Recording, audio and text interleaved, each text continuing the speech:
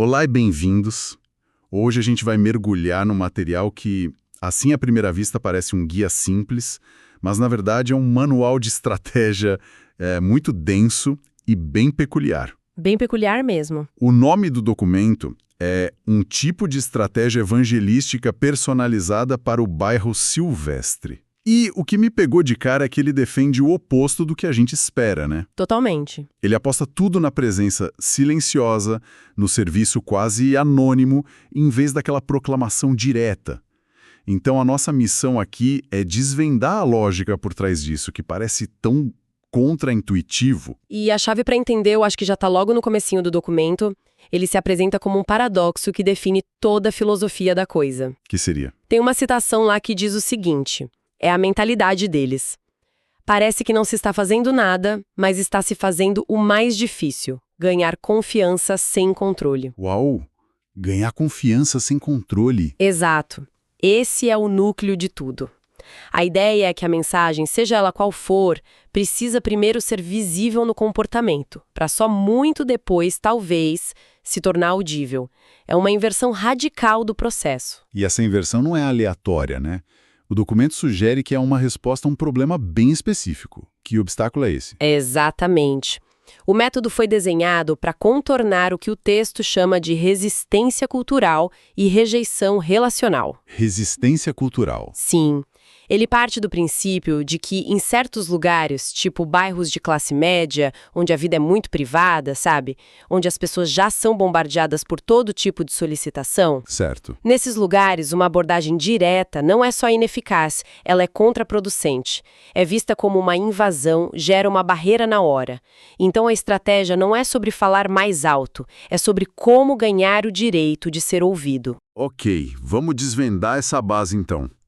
Por uma estratégia que exige tanta paciência, tanta contenção, a justificativa tem que ser muito forte.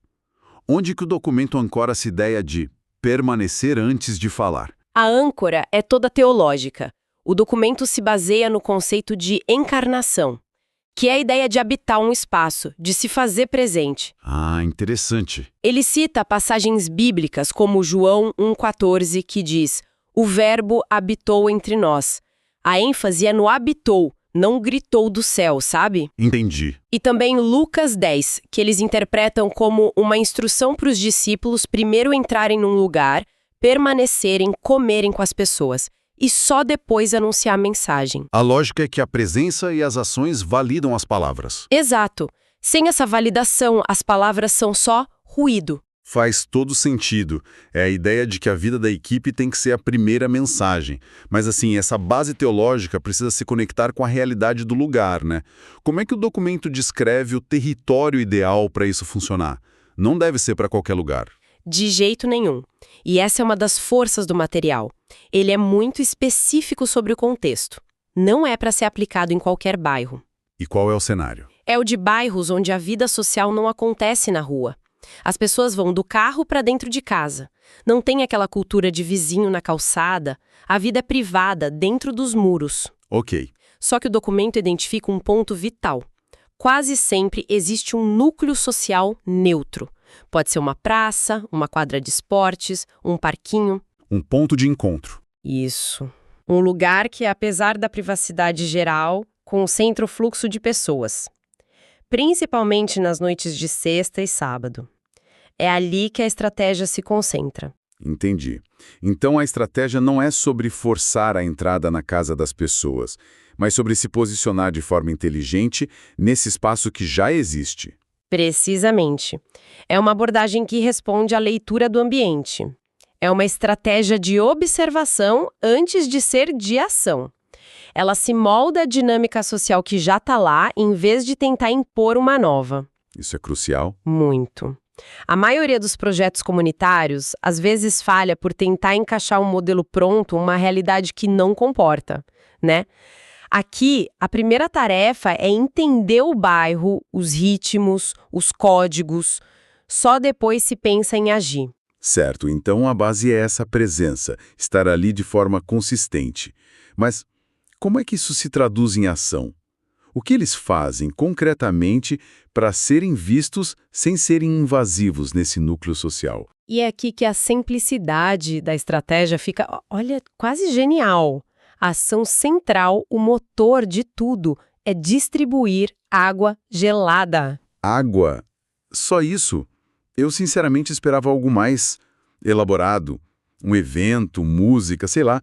Por que uma escolha tão básica? O documento justifica. Sim, e a justificativa é a parte mais fascinante. A escolha da água é, assim, meticulosamente calculada. Vamos lá. Primeiro, é um bem universal. Ninguém tem alergia, ninguém tem restrição religiosa. Segundo, atende uma necessidade imediata, né? Num país como o Brasil, é um alívio real. Sim. Terceiro, o gesto de oferecer é super rápido, não é invasivo. E o ponto mais importante de todos, segundo o manual, a água não cria uma obrigação psicológica de retribuição. Obrigação psicológica. O que seria isso? Se você oferece algo mais, um lanche, um brinde, um livro, a pessoa que recebe pode sentir que precisa pagar de alguma forma, seja com tempo, atenção ou ouvindo a mensagem. Isso gera uma tensão. Entendi. Cria uma transação. Exato. A água, por ser tão fundamental e de baixo custo, quebra essa dinâmica. A pessoa pode só aceitar, dizer obrigado e seguir o caminho dela, sem sentir que deve nada. Isso preserva a leveza. O objetivo não é criar uma dívida. Isso muda tudo. Então o objetivo imediato da ação não é nem começar uma conversa? Exatamente. O texto é explícito nisso. As metas imediatas são outras. Primeiro, ser percebido. Depois, ser aceito no território. E, com o tempo, ser reconhecido. É uma lógica de agricultura. É isso. Preparo de solo não é caça para uma colheita rápida. E aí a gente volta para o paradoxo do começo. O ato de não forçar uma interação é o que, a longo prazo, constrói a confiança para que uma interação genuína aconteça. É um jogo de paciência. Uma paciência que, imagino, precisa ser estruturada. Não pode ser aleatório. Como que a frequência e a consistência são tratadas no documento? Elas são o pilar central de tudo. O documento usa uma frase forte. Ele diz que a periodicidade não é detalhe logístico, é parte da teologia do método. Uau. E a recomendação é super rígida. Escolher um único dia da semana, sexta ou sábado, um horário fixo e curto, tipo entre 6h30 e 8h30 da noite, e repetir a ação toda santa semana no mesmo lugar, sem falhar. Mas por que essa rigidez toda? Não seria melhor aparecer em dias diferentes para alcançar mais gente, ou fazer um grande evento uma vez por mês? A lógica por trás disso é o que diferencia essa estratégia. O material explica que fazer a ação de forma esporádica a transforma num evento. E eventos têm dois problemas. Cansam a equipe e, o mais importante, não criam vínculo com o território. É visto como algo de fora. Exato, que vem e vai. A constância, por outro lado, gera 3 coisas que eles consideram essenciais: reconhecimento, previsibilidade e, por fim, segurança social. Segurança social. O que isso quer dizer nesse contexto? Quer dizer que a presença da equipe se torna parte da paisagem, da rotina do bairro. Não é mais uma surpresa, não gera desconfiança, é esperado. O objetivo é que a leitura inconsciente dos moradores seja: é sábado à noite, o pessoal da água tá aí. Vira parte do cenário. Isso, o documento chama essa previsibilidade de memória social e diz que essa memória é ouro, é o ativo mais valioso que eles podem construir. E quanto tempo leva para construir isso? A recomendação é clara: um mínimo de 8 a 12 semanas consecutivas. São 2 a 3 meses só para se tornar familiar, antes de sequer pensar em avaliar qualquer tipo de resultado espiritual. E nesse período as métricas de sucesso são outras, né? Não se conta quantas pessoas aceitaram a água. O sucesso é medido pela diminuição da estranheza. As pessoas começam a sorrir de volta, fazem contato visual, alguma criança corre para pegar água. São sinais de aceitação. Exato. Alguém faz um comentário casual, tipo: "Oba, vocês vieram hoje?" Esses são os indicadores de que a confiança está sendo construída. E depois dessas 12 semanas, o que acontece? A estratégia muda? Aumenta a frequência? A recomendação é de muita cautela. O manual sugere que, quando esses sinais de confiança estiverem claros, Pode-se adicionar uma ação especial por mês.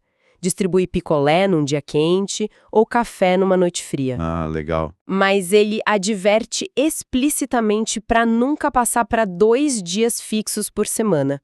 A ideia é manter a leveza, não virar um evento pesado que quebre a naturalidade que foi tão difícil de construir. Uma filosofia tão específica assim deve exigir uma execução igualmente detalhada, né? Como eles colocam isso em prática sem quebrar os princípios? Como é a operação no terreno? A operação é pensada para ser quase invisível. Primeiro, a equipe. De 2 a 4 pessoas, nunca uma só.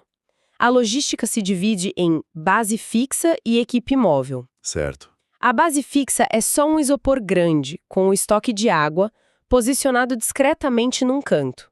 A única função é reabastecer a equipe móvel. Não tem mesa, não tem banner, nada. E a equipe móvel? Como ela atua? A equipe móvel é o coração da ação. São as pessoas que circulam constantemente pela praça com bolsas térmicas ou isopores menores. A palavra-chave é movimento. Por que o movimento é tão importante? Porque o documento proíbe qualquer estrutura fixa. Uma mesa com gente parada atrás cria uma barreira. Parece um ponto de venda, um stand, algo que exige uma abordagem. Verdade. O movimento constante faz com que a equipe pareça parte do fluxo natural do lugar. Parecem pessoas que estão só passando por ali e que, casualmente, oferecendo uma gentileza. E a abordagem verbal também deve ser mínima, imagino. Minimalista e roteirizada. A frase prescrita é simples. Boa noite, tô com uma água gelada aqui, aceita. Só isso. Nada mais. Nada. Se a pessoa aceita, a equipe entrega com um sorriso e continua andando. Não força papo. Se a pessoa recusa, a equipe diz obrigado e continua andando, sem insistência. O silêncio e a brevidade são estratégicos. O documento parece dar tanto peso ao que não fazer quanto ao que fazer. Talvez até mais. Tem uma seção inteira sobre código de conduta, que é basicamente uma lista de proibições. Tipo o quê? É proibido fazer oração pública, pregar, distribuir qualquer material, fazer convite aberto para culto, usar camiseta com logo religioso e, claro, entrar em discussão. A conduta é de naturalidade, educação e, a palavra que se repete sempre, constância. É uma disciplina de restrição. Entendi. A equipe está lá para servir e observar, não para se promover. Perfeito. Então, depois de meses seguindo essas regras, servindo água, construindo essa memória social, para onde essa jornada toda leva?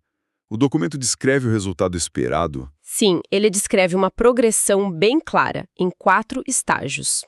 O primeiro é a estranheza positiva. As pessoas pensam, quem são esses que dão água toda semana e não pedem nada? É uma quebra de padrão. Exato. O segundo estágio é o reconhecimento. Ah, é o pessoal da água de sábado. A estranheza vira familiaridade. O terceiro e mais crucial é a confiança. É quando os próprios moradores começam a puxar a conversa. A iniciativa parte deles. E só então vem o 4º estágio. Só então pode acontecer o 4º estágio, a abertura espiritual. E como a comunicação acontece nesse estágio? Depois de tanto silêncio, o momento de falar deve ser delicado? Extremamente. E mesmo aqui, a abordagem continua sendo reativa, não proativa. O gatilho é quase sempre a pergunta que, a essa altura, é inevitável. Mas afinal, por que vocês fazem isso? E a resposta? A resposta base sugerida continua sutil e padronizada. Porque acreditamos que Deus se importa com as pessoas. Ponto final. Só isso? Não tem uma explicação mais longa, um convite? Não de imediato. A continuação da conversa depende totalmente do interesse do morador. A equipe nunca assume o controle para transformar num sermão. Ela só responde honestamente ao que é perguntado, mantendo a postura de serviço. A curiosidade do morador é que guia. Exatamente. E a conexão com a organização por trás, a igreja, como é feita? Da mesma forma, pessoal e organicamente. O documento é enfático em dizer que nunca há um convite público, tipo, visitem nossa igreja. Os convites, quando acontecem, surgem num relacionamento já estabelecido. Ah, entendi. Pode ser se um dia quiser conhecer o lugar onde a gente se reúne, será bem-vindo. Dito para alguém com quem já se conversa há semanas. A relação precede o convite. É o oposto do marketing de massa. É um processo artesanal, pessoa a pessoa. Para fechar a análise do documento, tem algum princípio final que resume tudo isso? Uma frase de efeito que captura a filosofia? Tem. E é uma frase que resume perfeitamente essa tensão entre intensidade e consistência. O documento conclui com este princípio: se fizer pouco e constante, funciona. Se fizer muito e irregular, morre. Forte. É a defesa radical da paciência, né? Da paciência, da sutileza e de um respeito profundo pelo contexto social do outro. É valorizar a presença antes da proclamação. Essa análise toda me faz pensar. A eficácia aqui parece vir de uma compreensão quase antropológica dos códigos sociais de um lugar. E isso levanta uma questão maior, né? Qual? Com que frequência outras estratégias, seja no marketing, no ativismo social ou até nas nossas relações, falham porque tentam se impor com barulho, com urgência, em vez de se alinhar com a cultura local e falar a língua do silêncio e da constância? É uma ótima pergunta. O sucesso desse método parece estar em jogar segundo as regras do território, em vez de chegar com um livro de regras próprio. Eles entenderam que, naquele contexto, a confiança não é conquistada, ela é cedida. E ela só é cedida a quem demonstra que não está ali para tomar nada. Exatamente. A quem demonstra por um longo tempo que está ali apenas para dar.